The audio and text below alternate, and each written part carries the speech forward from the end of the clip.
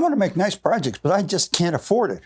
If that's you, I get it. I've spent much of my life in that exact same place. Let me show you how you can make some fancy projects using quality hardwoods or even exotic hardwoods without spending a lot of money. There are ways to do it.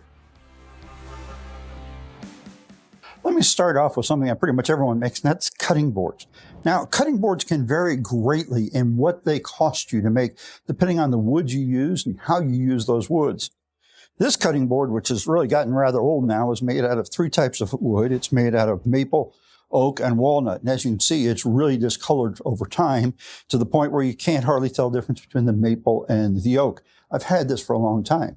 When I made this cutting board, I paid full price for all the wood that was in it, and it was an expensive project. If I remember correctly, I had about $68 worth of wood into this project. Now, I know guys that make cutting boards full-time, and they do it professionally, and they sometimes spend even more than that on a cutting board, but we're talking about cutting boards that they charge $200 for. On the other hand, I know a lot of guys that make fancy end grain cutting boards and sell them really cheap. What's the difference? Well, a lot of it's the way they're buying their wood, okay? So you want to look at how you can buy your wood and how you can get a better deal. But, okay, let's avoid that. Now, here's another one. This is not end grain. This is a long grain cutting board. This is maple, and it's got cherry and walnut in it. Now, maple is not that expensive a wood to buy, especially if you don't buy the top grade maple. See, if we look at this particular piece of maple, we find a little inclusion right here. Okay, this isn't top grade wood. Now, I don't buy a lot of top grade wood. A lot of what I buy personally is the lower grades of wood. And I'll cut out the bad pieces and use the rest of it, or sometimes I work them into my design. So this board didn't cost anywhere near as much to make as this one did, even though it's larger. Okay, so really what I'm doing is I'm counting on the maple to be my inexpensive main wood, and then my money here is in the cherry and the walnut. And of those, the walnut is more expensive. Now we take this little board here, and this board cost me nothing to make. Why? Because it's all scrap. It's all offcuts from other projects I've done. Now, I don't throw scrap away. I mean, if I throw it away, it's got to be pretty useless. I take a lot of my scrap and I make small projects out of it. Okay, here we've got some walnut, we've got some maple, we've got some oak, we've got some, I'm not sure what that is. I mean, I've got here's some, it looks like acacia in here. That's acacia. So I've got a variety of different kinds of woods in here. They're all leftovers. They're all offcuts. All right. So it doesn't cost anything. You don't necessarily have to spend a lot of money on the wood is my point. Okay. Now, let me say this while I'm on the subject of cost. There are a couple of hardwoods that are relatively inexpensive, and they're good wood to use as kind of like your base wood. One of those is poplar, and I use poplar for a lot of things. But the other one is red oak. Now, red oak is one of my favorite woods to work with. It's difficult to work with, but it's low cost, especially if you're buying it in quantity. You know, you go to your local lumberyard, your local home improvement center, you're going to pay a premium for it. But you go to a hardwood supplier and you can get red oak for, say, $3.50 to $7 a board foot. And if you're not making furniture out of it, that's pretty low price, okay? You can make a cutting board like this and spend $15 on your material. That's not bad. An offshoot of making cutting boards is making cheese boards. Now, these are really easy to make. It's essentially a small cutting board with a little knife in it, and the knife you buy as a kit. And I buy these usually in quantity. I get them for about $5 a piece. They'll range anywhere from 5 to 10, depending on how you're buying them. If you buy 2 or 3 at a time, you're getting close to that $10 price. If you buy, say, 8 at a time, you can probably get them for $5. So if you want to make a bunch, if you want to make them for gifts, if you want to make them for sale, buy a bunch, right? This particular piece is made out of limbo black and some walnut. Now, the walnut basically didn't cost me anything because it was offcuts from some project or other, okay? It's only a 1/2-inch wide strip.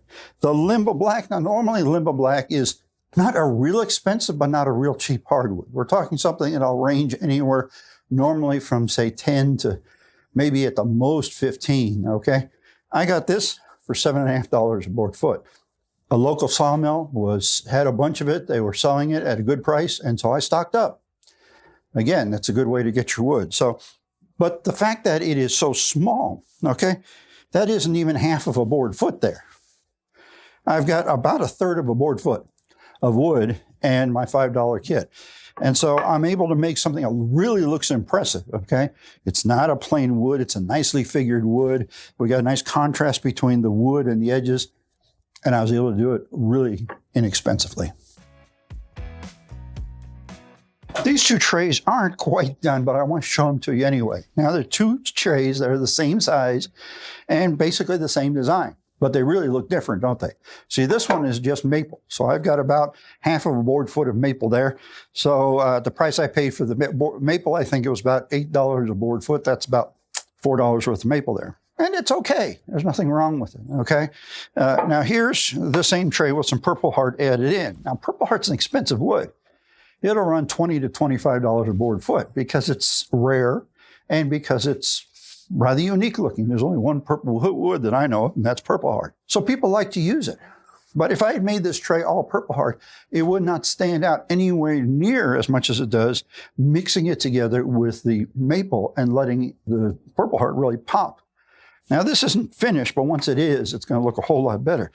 I've got a grand total of about $3.50 in Purple Heart in here. Now, the reason it's only that much, I told you it was $20 to $25 a board foot, is I was at one of the places I buy hardwoods, and I was looking for some Purple Heart, and they said, we got this big board over here we can't get rid of. It was 10 foot long and 10 inches wide and 2 inches thick. And they asked, do you have resawing capability? And I said, yes, although that's somewhat of a misnomer because my bandsaw is not big enough for that board, but I can cut it down and then resaw it. And that's what I did. So instead of buying my Purple Heart for $20 a board foot, I got it for $10 a board foot. And I've got enough Purple Heart that I'll be putting Purple Heart accents and things for a lot of years to come. This is a fairly simple item, but it gives a great example of what those exotic hardwoods can do for you. This is a bread slicer, or I call it a bagel slicer. And this is a fairly basic one, okay? It's my own design. It's one that I made. I bought the blades. You can buy a package of 4 blades for, I think it's $8. And this one's made out of, I believe, maple. It might be poplar, but I think it's maple, okay? Now, here's the same design made out of zebra wood. Now, I love zebra wood. It's kind of my wife and my signature wood, represents us. And I made this for my wife. Now, if I had made her one of these, it would have done the job. But because I made it out of zebra wood for her, well, that touched her heart, okay? Believe it or not, this was the most important Christmas gift she got last Christmas because it was made of zebra wood, because I saw she needed this for slicing bagels, actually. And so I made her one. Now, this is a little more expensive. Zebra wood is an expensive wood. It's up in the range of $25 a board foot. There's about $7 worth of zebra wood in here. But you know, if you went out and you bought this one, you'd probably spend more than $7. This one's a little unusual in both what it is and what it represents.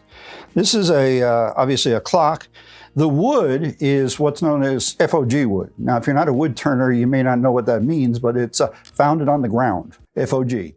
A tree went down at my mother-in-law's house, and we were over cutting it up, and I brought some of the wood home, including the log this biscuit came out of, or this cookie came out of. And so the wood didn't cost me anything.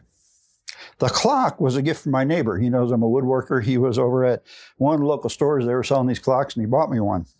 The only wood I had to buy in this, anything I had to buy in it besides the finish was the little bit of walnut that's right here in these 2 bow ties. And that was actually some scrap anyway, so it really didn't cost me anything. So for a grand total of nothing in material costs, I made myself a rather unique and rather beautiful clock. This little serving tray is another FOG wood special. And as a matter of fact, I think it was the same tree. Although there was another tree we took down at her house, and they may have come from that. I'm not absolutely sure. So I just cut some of the wood from whichever tree it was up into some boards and made myself a river table. So I did have to pay for the epoxy. I've got probably $10 worth of epoxy in there. And then these handles are wenge. Now, wenge is an expensive wood. You're talking something that's up at, they're like the Purple Heart in the $20 to $25 a board foot area, okay? Occasionally you can find it down as low as 15, but you're more likely to spend 20 or more on it. It is an expensive wood, and it's a hard wood to work with. I'll warn you about that, okay? But it's a beautiful wood because of the contrast. The black and brown together just looks really great.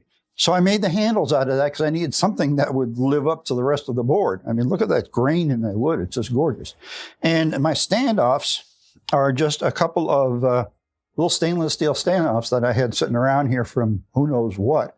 If I didn't have those, I probably would have either turned myself some wood ones or maybe use some aluminum ones. These are stainless steel. I think they look better. They're shinier than the aluminum would look. I thought about making brass ones, but the last couple times I've tried to make brass ones, I always got the hole off center, so I decided to go with this. Now, the tricky part of this project was attaching these handles and getting the spacing right. And so I had to make a little jig for this. That's all it is. And all this is to line it up so when I drilled these holes through from the backside, actually, I would get it lined up and make my pilot holes into my handle so that when I screwed it all together, it'd be lined up right. You know, jigs don't have to be just big things that we make that we use all the time. They can be little things like this that we make for one use and throw them away. This is maybe a little more unusual project for some people. This is a knife sheath. Now, this is a very expensive knife that my son gave me as a present. It runs about $650, $200 for this knife. It's from Japan, and incredibly good steel in it. And I wanted something to put it in to protect it and also to protect my hands because it's really sharp. So I made this little sheath, okay? All this is 2 layers of 1/8-inch thick red walnut with a little strip of, I'm sorry, not red walnut, red oak, with a little strip of walnut on the edge. And then the decoration on here is some little tiny scraps of purple heart. Now, the secret to this is buying the 1/8-inch thick oak. There's a company on Amazon, and you can put in there 1/8-inch thick oak and buy it, okay? This cost me about a nickel a square inch. And so this project, we've got about maybe $1.50, $2 worth of wood in it. The walnut strips, again, are leftovers from something else, and so is the purple heart, okay? So I've been able to make myself something that's an impressive project, impressive gift for that matter, and it's really cost very little. The big expense was buying this stuff, okay? And I keep this around all the time because it's useful for a lot of little projects. My next little project is this clock. This is actually sits on my desk in my office. I have trouble reading the little tiny clock that's on my monitor. So this little clock is made of red oak and walnut. And again, I said, red oak is one of my base woods that I use when I'm looking for an inexpensive hardwood, okay? What makes it so outstanding, though, is all these dots for the numbers, and those are walnut. They're walnut dowels.